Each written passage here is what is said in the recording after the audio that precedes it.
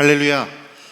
네, 우리 아버지 하나님의 크신 그 은혜와 사랑이 이 시간에도 우리 함께 예배드리는 우리 모든 안양 성도교회 가족들 위해 충만하시기를 주님의 이름으로 축원합니다. 저는 이런 말들이 있는 것을 잘 모르고 있다가 얼마 전에 이렇게 드라마들을 TV에서 나오는 말 듣고 또 찾아봤더니 그런 말이 있더라고요. 무슨 말이냐면 사람은 고쳐 쓰는 거 아니다. 또 머리 검은 짐승은 거두는 게 아니다. 이게 전부 다 사람에 대한 이야기라고 하더라고요. 우리 교회에서 여러분들은 별로 이런 말씀을 사용하지 않으실 것이라 저는 그렇게 생각을 합니다. 사람을 고쳐 쓰는 게 아니다라는 말은 사람은 변하지 않으니까 기대해서는 안 된다, 이런 이야기로 이해가 되고요. 또 머리가 검은 짐승은 거두는 게 아니다. 사람은 아무리 잘 대해주고 아무리 사랑으로 대해줘도 언제든지 뒤통수를 치거나 배신할 수 있다. 그러니 사람에게 기대를 가지면 안 되고 잘해줘서는 안 된다. 이런 이야기일 것입니다. 세상에서는 이런 말들을 많이 하는지 모르겠습니다만 신앙적으로 이것이 옳은 말이냐라는 것을 생각해 보면 그렇지 않겠죠. 왜냐하면 하나님께서는 끝까지 이런 저희들을 사랑하시고 변하지 않을 것 같은 우리들을 끝까지 사랑하셔서 예수 그리스도의 그 십자가 은혜와 사랑으로 죄를 구원하셨죠. 그리고 그것을 믿게 된다는 것도 변화되는 것 아니겠습니까? 우리가 변화될 가능성이 없다면 전도하는 것이 무슨 의미가 있고 무슨 소용이 있겠습니까? 그렇기 때문에 또 아무리 예수님 믿고 나서도 저 사람 참 변한 것 같지 않다라고 보여질지는 모르겠습니다만 예수님을 믿음으로 우리 안에 예수 그리스도의 영이 임하시고 난 이후에는 우리가 조금씩 눈에 잘 보이지는 않지만 예수님의 성품을 닮아가기 위해 노력하고 그 방향으로 우리가 목표를 잡고 있다면 조금씩 변하는 것이 저희들의 모습이고 또 그렇게 되리라고 믿습니다. 우리 예수 그리스도의 은혜로 구원받으신 우리 안양 성도교회 가족들은 매일매일 조금씩 주님을 닮아가는 그 믿음과 성품으로 변화되어 가시기를 주님의 이름으로 축원합니다.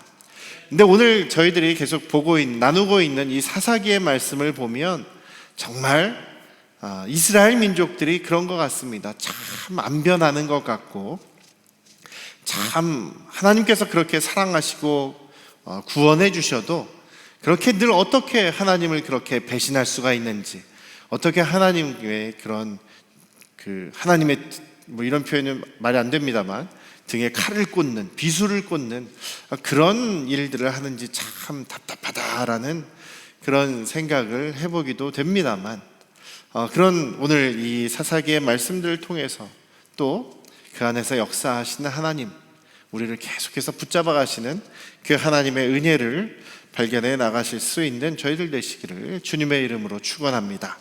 오늘 이 말씀 사사기 3장 7절에서 11절 말씀은 사사 온니엘에 대한 이야기입니다. 첫 번째로 사사로 이제 세워지는 그런 사람이었죠. 온니엘은 어떤 사람입니까? 여기 그 3장 9절에 보면 그는 갈렙의 아우인 그나스의 아들이었다. 갈렙의 동생인 그나스의 아들이다. 갈렙의 조카라는 거죠. 갈렙이 어떤 사람입니까? 나이가 80에도 저 산지를 저에게 주십시오. 제가 모세로부터 약속을 받은 그 땅을 분명히 하나님께서 저에게 주실 것입니다 라고 믿음으로 헤브론 산지를 점령했던 그런 용사 아니겠습니까? 또 12명의 정탐꾼 중에서 여호수아와 더불어 믿음의 보고를 했던 그 갈렙이지요. 그 갈렙의 조카입니다. 갈렙의 조카라고 하면 갈렙과 함께 요단강을 건너서 가나안에 들어가게 되었던 그 1세대로 볼 수도 있습니다. 혹은 갈렙의 다음 세대인 2세대로도 볼 수 있죠. 그렇지만 갈렙과 함께 정복전쟁을 치른 이 온니엘은 하나님께서 요단강을 가르시고 여리고성을 무너뜨리시고 또 그 가나안 땅의 민족들을 다 치는 그 전쟁들을 직접 경험했고 또 직접 거기에서 싸웠던 그런 사람이다라고 볼 수가 있습니다. 그러니 지금 가나안 1세대 혹은 2세대가 살아있는 이 시기에도 오늘 7절 말씀처럼 이스라엘 자손이 여호와의 목전에서 악을 행하고 하나님을 잊어버리고 바알과 아세라들, 우상들을 섬기는 그런 죄악된 모습들이 있었다라는 것이 참 안타까운 모습입니다. 신앙의 선배들이 하나님을 직접 깊이 경험하고 또한 많은 기적을 경험한 신앙의 선배들과 또 우리 세대들도 함께 신앙생활하고 있습니다만, 우리의 세대들이 만약에 죄에 빠져 있고 우상을 섬기고 물질을 섬기고 세상의 가치와 쾌락들을 따라간다면 우리 믿음의 선배들이 보실 때 참 답답한 그런 마음일 것이다 라는 생각이 들죠. 그러니까 우리의 상황도 지금 그런 모습입니다. 우리의 함께 신앙생활하고 있는 우리 어르신들 중에서는 일제시대에 그 신앙을 유지하기도 힘든 어려움 속에서 사셨던 분들도 있고, 또 한국전쟁으로 인해서 예수님을 믿으면, 예배를 드리면 정말 그 공산군으로 인해서 순교를 당할 수도 있는 그런 상황에서도 믿음을 지키신 분들도 있을 것입니다. 그런데 요즘 우리 세대 편안하게 예배 드리는 것도 힘들어하는 이런 세대를 바라보면서 안타까운 마음을 가지셨던 것처럼 지금 이 온니엘이 속해 있는 이 시기, 지금 사사기 3장 7절의 이 시기도 그런 답답한 시대다라는 것이죠. 온니엘이라는 분은 또 강한 용사였고 전쟁의 영웅이었습니다. 사사기 1장 11절 이하에 보면 갈렙이 드빌이라는 곳을 점령하기 위해서 이제 전쟁을 치려고 합니다. 그런데 그 성이 얼마나 험난하고 얼마나 강력한지 역전의 용사인 갈렙의 힘으로도 좀 그것이 어렵다라는 것입니다. 그래서 누구든지 앞장서서 저 기럇 세벨 드빌 성을 점령한 사람에게는 내 딸을 주겠노라라고 그렇게 자신의 딸을 주겠다라는 그런 이야기를 할 정도로 그 어려운 성을 공략하는 것에 있어서 이 온니엘이 앞장서서 점령하였다라고 기록되어 있죠. 그래서 갈렙의 딸인 악사와 이제 온니엘이 결혼을 하게 되는 그런 이야기가 사사기 1장에서 기록되어 있습니다. 그렇다는 이야기는 이 온니엘은 강한 용사였고 전쟁의 영웅이었습니다. 많은 사람들이 존경하고 우러러볼 수 있는 그런 사람이었다라는 것이죠. 그런 사람이 있었음에도 불구하고 그러나 백성들이 따르지 않았다라는 것입니다. 온니엘과 같은 이런 전쟁 영웅, 용사들이 있었음에도 불구하고 이스라엘 백성들은 그들의 말을 따르지 않았다라는 것입니다. 2장 17절에도 기록되어 있죠. 이스라엘 백성들이 사사들의 말도 따르지 않았다. 사사들에게도 순종하지 않았다. 오히려 다른 신에게 나아가서 음행하며 또 우상에게 절을 하고 하나님의 말씀을 지키지 않았다라는 그 말씀과 같이 지금 전쟁의 영웅, 하나님의 능력을 받은 사람이 있음에도 불구하고 백성들이 그의 말을 따르지 않는다면 그 민족은 하나님 앞에서 악한 민족이 되고 또 이제 여러 가지 세대 간의 갈등이 있었을 것입니다. 불보듯이 훤하죠. 온니엘과 그 세대의 믿음의 용사들의 세대와 그 다음 세대, 전혀 새로운 세대, 그래서 부모님을 거스리는, 부모님의 신앙을 따라가지 않는 이 세대들 간에 갈등이 있게 되고 그렇게 되면 분열이 있게 되는 것이죠. 지금 이런 범죄의 때에 하나님께서 메소포타미아 왕 구산 리사다임을 준비시키셨다라고 말씀하십니다. 메소포타미아라는 곳은 그 이후에 아시리아 혹은 이란, 이라크 쪽이 지금의 그런 모습, 그 지역이 될 것입니다. 그러니까 가나안하고는 굉장히 멀리 떨어져 있는 곳에 있는 나라입니다. 가나안 땅에서 굉장히 멀리 떨어져 있는 그곳에서 지금 가나안 땅을 점령하고 약탈하고 그 가나안 지역을 힘으로 누르고 있다라고 한다는 것이 어떻게 보면 좀 이상하지 않습니까? 그 주변에 민족들도 있을 텐데 다른 민족들이 아니라 훨씬 멀리 떨어져 있는 메소포타미아에서 이 가나안에 있는 이스라엘 민족들을 약탈하고 그들을 힘으로 누르고 있다라는 사실이, 이것은 그냥 우연히 이렇게 된 것이 아니고, 물론 이 메소포타미아도 이 가나안 땅을 눈여겨보고 그들 민족 안에서 분열되고 또 흩어져 있고 또 하나로 힘이 모아지지 않은 것을 살펴보고 그 가나안의 점령을 시도한 것이겠죠.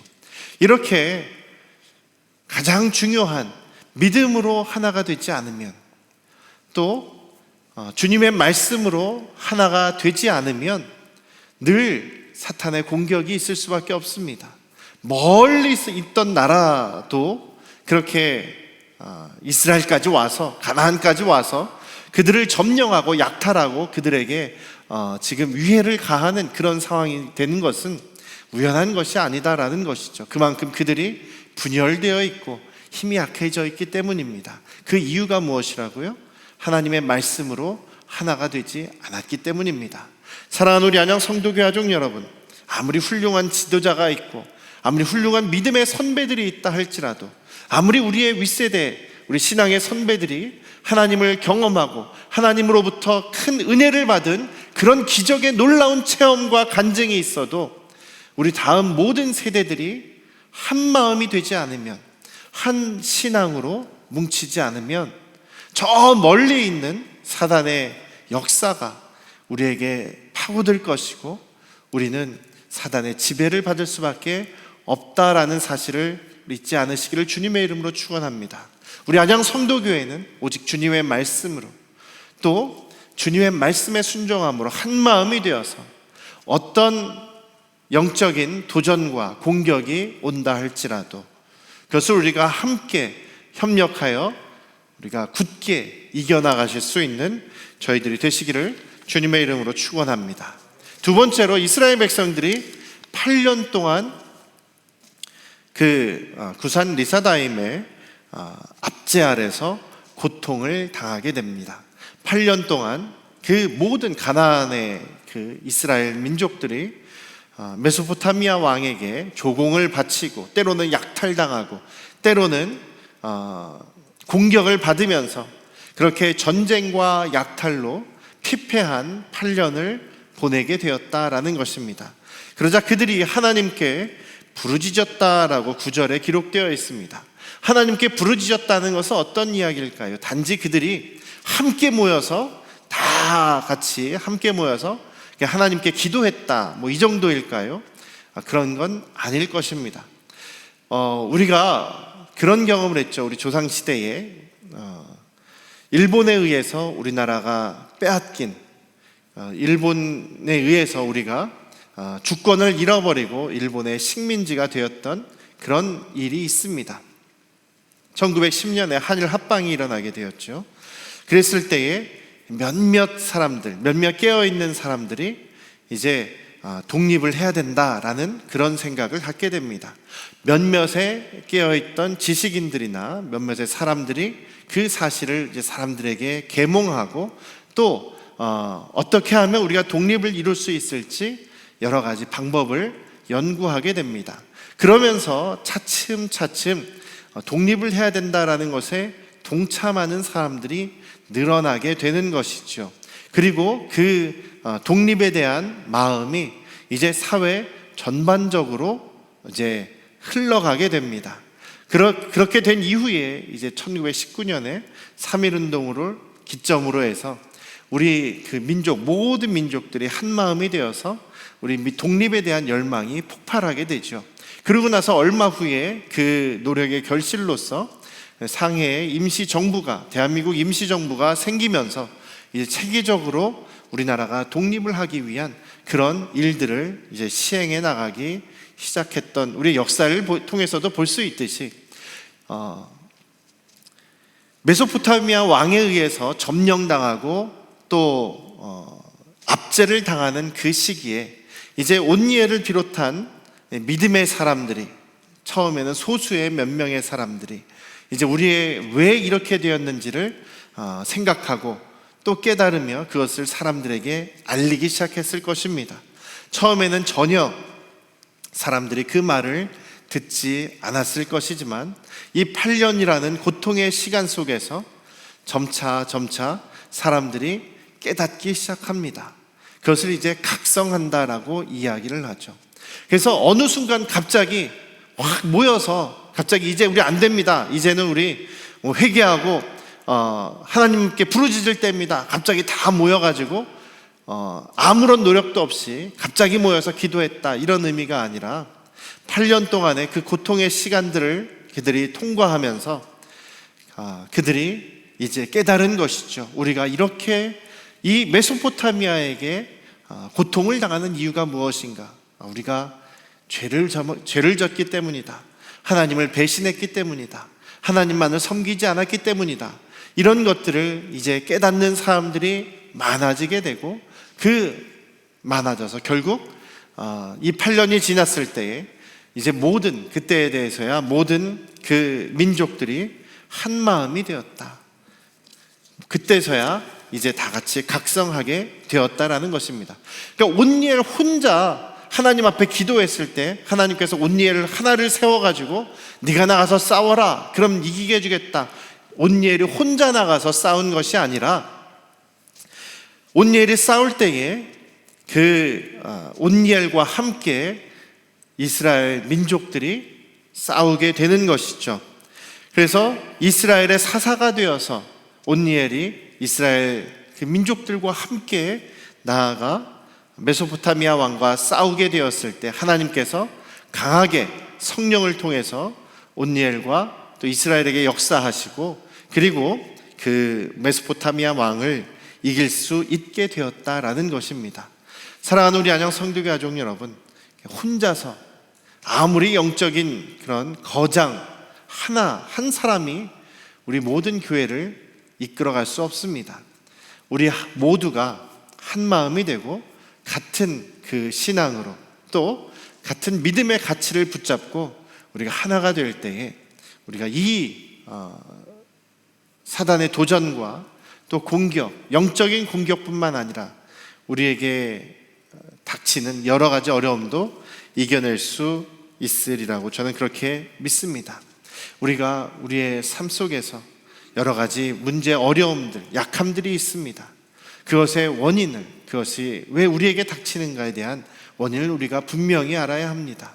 그리고 우리가 한 마음이 되어 주님 앞에 회개하며 또 주님 앞에 간절한 마음으로 주님을 의지하며 또 주님의 말씀대로 살아갈 것을 우리가 다짐함으로 우리가 주님의 도우심을 얻게 되는 우리 안양 성도교회 가족들 되시기를 주님의 이름으로 축원합니다.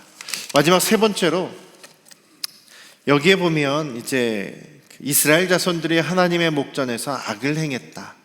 그래서 메소포타미아 왕이 혹은 다른 민족이 이스라엘을 고통스럽게 하고 이스라엘을 힘들게 하는 그런 일이 생기죠. 그래서 결국 그들이 그 고통 속에서 하나님을 찾게 되고 하나님께 부르짖었을 때에 하나님은 사사를 세우시고 그 사사를 중심으로 그들이 그 어려움을 극복하고 이기게 됩니다. 그래서 11절에 있는 것처럼 온니엘이 사사가 된 이후에 40년간 그가 살아있는 동안에는 이스라엘에 전쟁이 없었다, 평안을 누렸다라고 이야기를 합니다. 그런데 온니엘이 죽고 나면, 사사가 죽고 나면 이스라엘 자손들이 또 하나님 앞에 악을 행하고 우상을 숭배하고 죄를 범하는 이런 일이 또 발생하죠. 그래서 고통을 당하고 회개하고 하나님이 또 구원하시고 이런 일이 반복됩니다.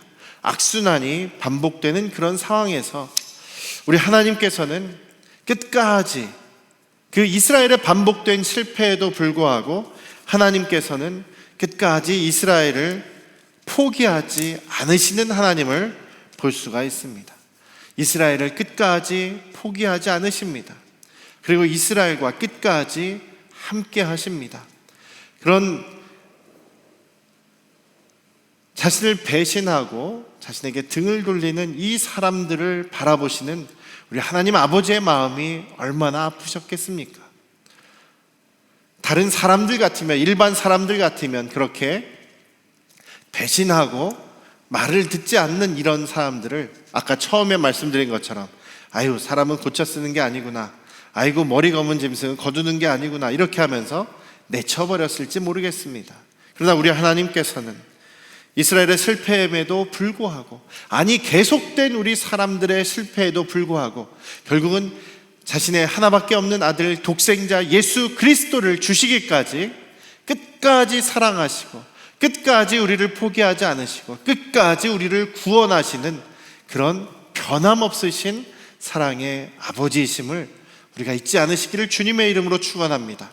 그래서 우리 요즘에 저희들이 매일 성경으로 아침에 이렇게 묵상을 하고 있습니다만, 이사야서에서 많이 나오는 단어가 무엇이냐면 여호와 하나님의 열심히 그것을 이루실 것이다, 여호와 하나님의 열심히 그것을 이루신다라고 말씀하고 있습니다. 그것이 계속 반복되고 있습니다. 우리는 연약하고 우리는 넘어지지만 그럼에도 불구하고 끝까지 저와 여러분들을 포기하지 않으시는 하나님의 열심히, 성실하신 하나님께서 우리를 붙잡아 주신다라는 것입니다. 사랑하는 우리 안녕 성도교 가족 여러분, 그렇게 우리는 이 사사기의 실패한 역사들을 보면서 우리는 그렇게 되지 않기 위해서 다짐하고 노력하시는 저와 여러분들 되시기를 주님의 이름으로 축원합니다. 세상과 죄악이 주는 그런 달콤함에 빠지지 않고 오직 예수 그리스도의 사랑, 그리고 우리 아버지 하나님의 사랑과 공의를 우리가 드러내며 우리가 우리의 삶을 채워나갈 수 있기를 주님의 이름으로 축원합니다. 하나님께서 이스라엘 백성을 가나안 땅에 두신 것은 하나님의 그 사랑과 하나님의 공의가 그 땅에 충만하게 퍼짐으로 인하여서 그 땅, 하나님께서 구별하신 땅에서 하나님의 구별하신 백성으로 인하여 하나님의 사랑과 공의가 드러남으로 하나님 나라의 가치가 세상 모든 나라로 확장되어 나가고 퍼져나가기를 원하셨던 것입니다. 하나님께서 우리 교회를 세우시고 우리를 구원하시고 교회로 불러주신 이유도 바로 그것입니다. 하나님의 사랑과 하나님의 공의가 우리의 삶의 현장에서, 우리 교회에서부터 세상으로 흘러나가야 한다라는 것입니다. 주님 다시 오실 때까지, 예수 그리스도께서 다시 오실 때까지 우리가 그 날을 기다리고 바라보면서 흔들리지 않는 믿음의 걸음을 우리 함께 걸어가실 수 있기를 주님의 이름으로 축원합니다. 기도하겠습니다.